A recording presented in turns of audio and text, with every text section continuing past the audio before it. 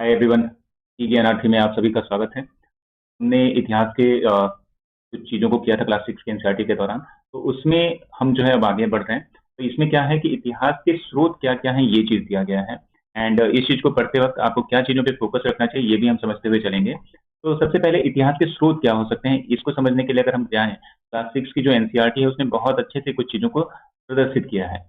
ये आप flow chart में भी चीज़ों को रख सकते हो और चाहो तो आप इसका फ़ोटो लेकर के अपने पास रखिए, तो भी ज़्यादा अच्छा है। जैसे देखो, इतिहास के स्रोतों की अगर बात करें तो कुछ प्रमुख स्रोतों में जैसे अगर कहा जाए तो पुरातात्विक स्रोत, ठीक है, मौखिक स्रोत, साहित्यिक स्रोत और कलात्मक स्रोत।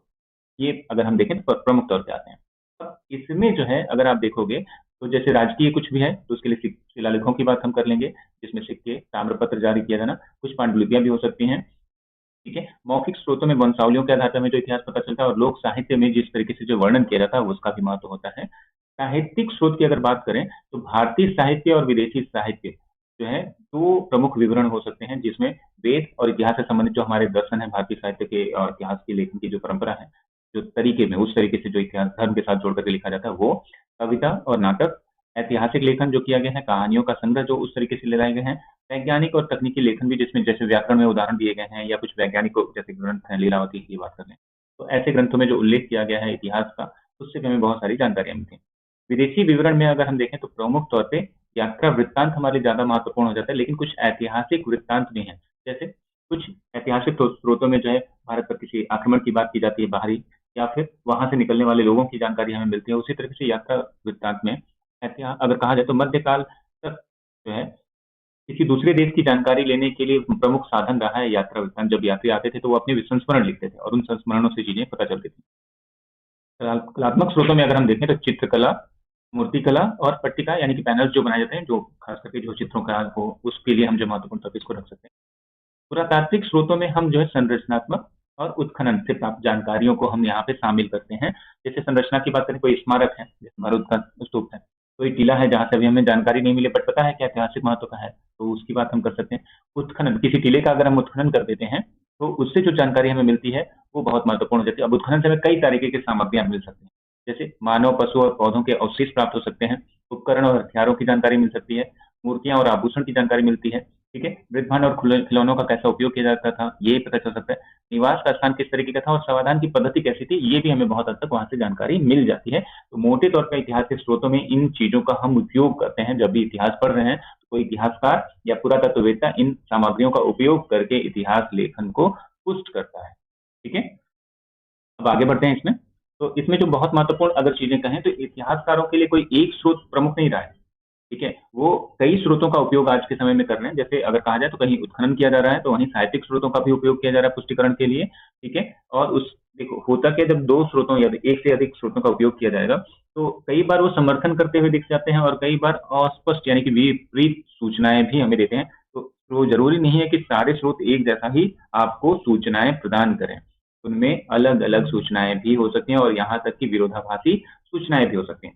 जैसे एक एग्जाम्पल के तौर पर हम ले लें कि हम जैसा वेदों में पढ़ते हैं, वेदों की जानकारी हमें जो मिलती है ऐतिहासिक संदर्भ में वो काफी विस्तृत है, लेकिन वैदिक कार्यों की जानकारी के स्रोतों में हमें पुरातात्विक अगर स्रोतों की बात करें तो उस तरीके का विवरण नहीं मिलता जैसा कि वेदों में लिखा गया है। इसके पीछे क्या है आधार, तो इसके पीछे का मुख्य कारण है कि वेदों का आरंभ वहां से होता है, लेकिन उनको बाद में रचित किया गया, लिखित रूप बाद में दिया गया है, पहले वो मौखिक परंपरा से ही आगे बढ़ते रहे। ऐसी चीजें जब आप जोड़ के रखते हो तो डेफिनेटली वहां पे आपको फायदा होगा। ठीक है, अब इसमें अगर कहें तो देखो बहुत सारे तकनीकी विकास हो रहे हैं, वैज्ञानिक विकास हो रहे हैं, तो इसमें बहुत सारी चीजों का उपयोग किया जा रहा है। जैसे कार्बन डेटिंग का हम उपयोग कर लेते हैं आज के समय में। अब अनुवांशिकी का भी उपयोग किया जा रहा है, जिससे मानव के विस्तार यानी प्रसार जो है मानव समाज का या जिस तरीके से मानव समूह जो है अलग अलग क्षेत्रों में विकसित हो रहा है, तो उनके बारे में जानकारी लेने का एक महत्वपूर्ण तरीका बन गया है। अनुवांशिकी का अध्ययन भी किया जा रहा है जिससे पुष्टि हो सके। जैसे भारतीय इतिहास में विवादास्पद मुद्दा है आर्यों का आगमन। ठीक है, आर्यों को लेकर के भारत में क्या कहा जाता है कि वो विदेशी रहे, यूरोपीय का मानना है। तो उसके जो अनुवांशिकी का अध्ययन किया जाए तो उससे भी हमें बहुत सारी जानकारियां मिल सकती हैं। जैसे बहुत सारे अनुमान करते हैं तो इस तरीके के शोधों ने पुष्ट कर दिया कि भारत में कोई अलग विशिष्ट आर्य समूह नहीं रह गया। आर्य और अनार्य जो थे उनका एक सम्मिश्रण तैयार हो चुका है भारतीय समाज में। ठीक है, इसके बाद हम आगे बढ़ते हैं अगर, तो जैसे देखो कुछ सिक्के हैं, कुछ आकृतियां हमें मिलती हैं, तो डेफिनेटली उनसे हमें बहुत सारी जानकारियां मिलती हैं कि क्या चीज है।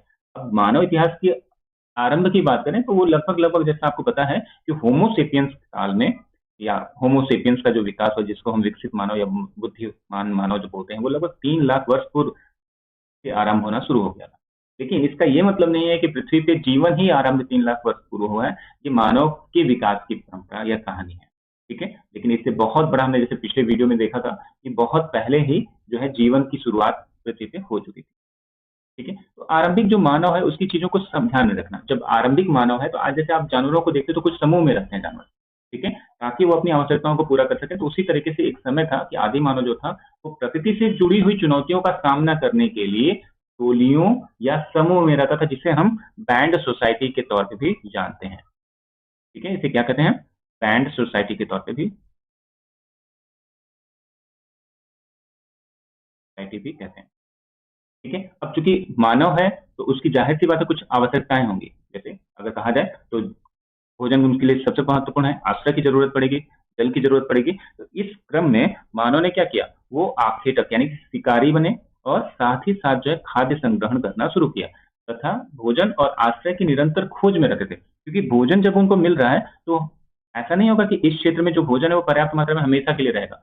वो आज यहाँ पे शिकार कर रहे हैं तो जैसे धीरे धीरे जानवरों की संख्या कम होगी तो वो दूसरे क्षेत्र में जाकर के शिकार करना आरंभ करेंगे या उधर जाकर के बस जाएंगे, ठीक है। तो इसका सीधा सा मतलब है कि वो जो है अभी ज्यादातर ट्रेवलर्स होंगे, यानी कि एक जगह से दूसरी जगह पे जाने वाले लोग, ठीक है।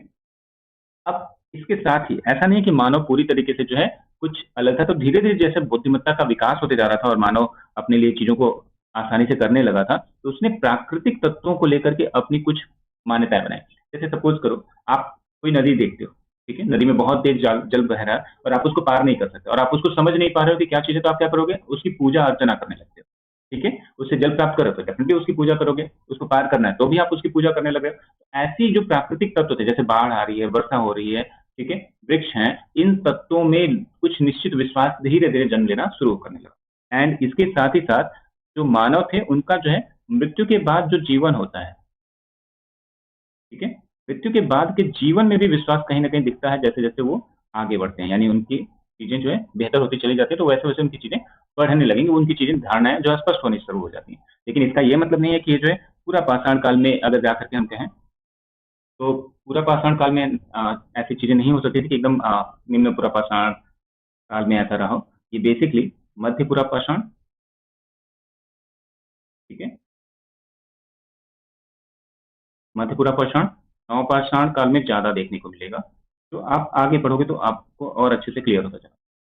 जो इस समय के समूह थे वो अपने लिए क्या करते थे, कोई घर तो बना नहीं रहे अभी, तो वो जो है पत्थरों की जो खाली स्पेस होते थे पहाड़ियों में, उन क्षेत्रों में वो रहना शुरू कर देते थे। कुछ ऐसी कोई पहाड़ी है, अब यहाँ पे जो स्पेस है उस स्पेस में वो रहना शुरू कर देंगे, यानी कि शैलाश्रय, इसको आप क्या बोलते हो, शैलाश्रय, ठीक है। शैलाश्रयों का उपयोग वो करने लगे थे और वहां पे रहने लगे थे। तो इस चीज को लेकर के ध्यान रखना है, कुछ गुफाएं भी हो सकती है, प्राकृतिक गुफाएं, और कुछ जो है पत्थरों की। तो इसमें जो है सबसे महत्वपूर्ण अगर भारत में उदाहरण देखोगे तो भीम बैठका जैसे उदाहरणों को आप जोड़ के रखेंगे, ठीक है। साथ ही साथ धीरे धीरे इन्होंने क्या किया कि पत्थरों का उपयोग भी बढ़ाया। पत्थरों का उपयोग बढ़ाएंगे तो पहले तो जो अनस्किल्ड हैं तो क्या करेंगे, बड़े बड़े पत्थरों का उपयोग करेंगे, उससे जो है शिकार के लिए उपयोग करेंगे। लेकिन आगे चल करके धीरे ये छोटा होता जाएगा और इनमें कुशलता आती चली जाएगी और ये पॉलिश हो जाएंगे, फिर आगे कुल्हाड़ियां बननी शुरू हो जाएंगी। इस तरीके की चीजें यहाँ पे ज्यादा विकसित होने लगी। तो जब हम इस तरह की चीजों को देखें तो साथ ही साथ जो मानव का एक व्यवहार होता है, इसमें क्या करता है, वो सौंदर्य प्रधानता की बात करेगा, ठीक है। सौंदर्य प्रधानता जो है तत्व जो है, सौंदर्य तत्व जो है यहाँ पे विकसित होना शुरू हो जाएगा। सौंदर्य तत्व जो है विकसित होगा तो इसमें क्या होगा, कलात्मक अभिव्यक्ति आने की, कलात्मक अभिव्यक्ति आएगी। दूसरा, आभूषणों का उपयोग बढ़ेगा, आभूषणों का उपयोग करेंगे, ठीक है। तो ये जो चीजें हैं वो धीरे धीरे विकसित हो रही हैं। तो शुरुआत में जो है क्या होगा, आभूषणों के लिए हड्डियों का उपयोग किया जाएगा, मन के पत्थरों का उपयोग किया जाएगा, हड्डी पत्थर से जो है ये बनेगा, ठीक है। कलात्मक में चित्र, चित्र बनेंगे। आरंभिक जो चित्र होंगे वो रेखा चित्र होंगे, ध्यान रखना। कलात्मक में क्या हो जाएगा, रेखा चित्र सबसे पहले बनेंगे, ठीक है। उसके बाद इनमें रंगों का उपयोग किया जाएगा, रंग का उपयोग किया जाएगा। फिर उसके बाद धीरे धीरे जो विकास होगा उसमें ये देखो, एक चीज ध्यान रखना, सरल से जटिल की तरफ बढ़ना आसान है तो वही होगा मानव इतिहास में भी। कभी भी ये अचानक से नहीं होगा कि कोई जो है जटिल चीज पहले आ जाएगी और सरल चीज उसके बाद, उसका सरल रूप उसके बाद आएगा। नहीं, सरल रूप पहले आएगा फिर जटिल रूप आएगा। ठीक है।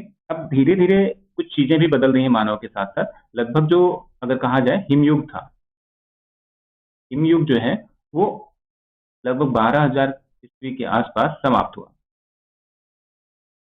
ठीक है। अब जब ये 12,000 ईस्वी के आसपास समाप्त हो रहा है तो इसकी कुछ बेनिफिट्स होंगे।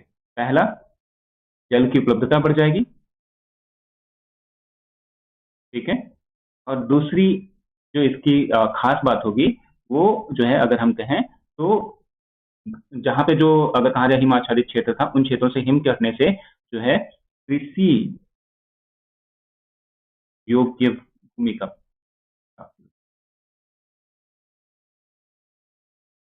ठीक है, तो कृषि योग्य भूमि की जब प्राप्ति होगी तो इससे क्या होगा कि लगभग देखो, ये हिमयुग की समाप्ति का ही टाइम है, उसी टाइम पे नवपाषाण काल की शुरुआत होती है।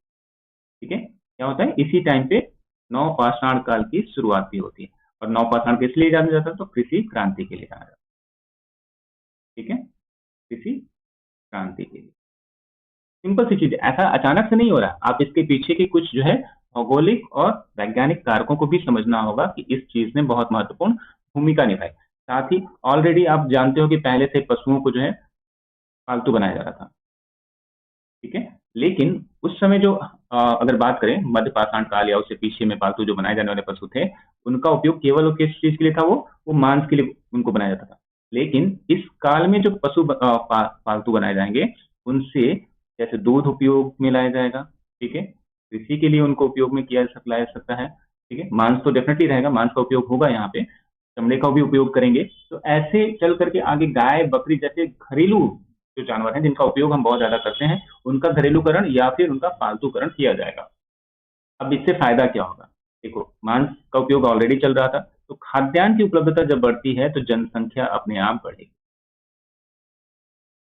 जनसंख्या जब बढ़ेगी तो सामुदायिक भावना ज्यादा विकसित, और सामुदायिक भावना जब विकसित होगी तो समूह का नेता उभर करके आएगा, जिसे आप जो है ऐसे समझो कि उसे क्या कर सकते हो आप, समुदाय का नेता जो होगा यानी कि मुखिया, मुखिया तंत्र का विकास यहाँ पे आपको देखने को मिलेगा। ठीक है। जनसंख्या वृद्धि होगी तो समुदाय की भावना आएगी। ठीक है। और मुखिया तंत्र का विकास। ठीक है। अब यही मुखिया तंत्र जैसे जैसे अधिशेष बढ़ेगा, वैसे ग्राम, ठीक है, यहाँ पे एक पल्ली टर्म आया होगा, आएगा पल्ली, फिर उससे ग्राम। ठीक है। और फिर नगरों के विकास की अवधारणा विकसित होती है। पल्ली का मतलब होता है छोटे गांव से मतलब होगा, तो आप इसको जोड़ के रखेंगे। एंड कृषि ने इस चीज में बहुत महत्वपूर्ण भूमिका निभाई है। ठीक है।